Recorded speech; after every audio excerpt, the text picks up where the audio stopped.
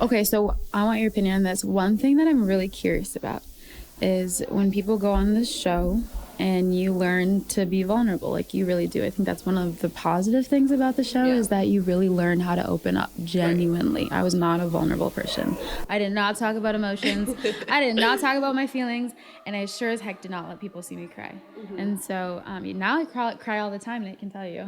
He's like, jeez. That's one thing you were like, I'm not going to cry. And I was like, you're going to cry week 2. They will break you. It will happen. Yeah, the fatigue, you know, the fatigue gets to you. But when people come off of this show, if it doesn't work, right? Like if you don't end up with that person, whatever it is, and if you go back to real world dating, do you go back to real world dating speed or no? Like Nate and I had this conversation the other day.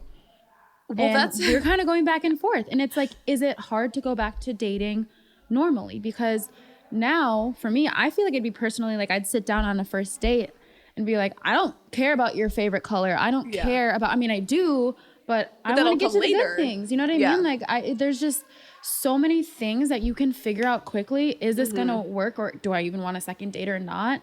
You know, like it's hard to go, it'd be hard to go through those small talk conversations. Yeah. I'm probably not the person to ask because I went from Bachelor right away to Bachelorette, obviously was with my ex for a while, and then went through the breakup, was not ready to date, and then went on Paradise. So I never went back to the real world.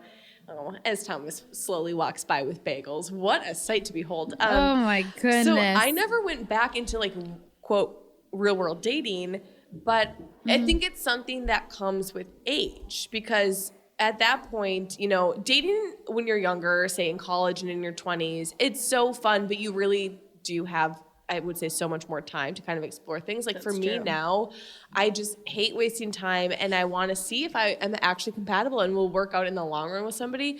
So I think had I had the opportunity to date in the real world, I don't think I personally would have had a problem with asking those types of questions, especially if they knew kind of like where I was coming from. Yeah. But I think like now that I see some of my friends date now that we're in our 30s and we're a little bit older, and I would hope to think more mature at times that we wouldn't have as much of an issue, you know, like getting down and dirty.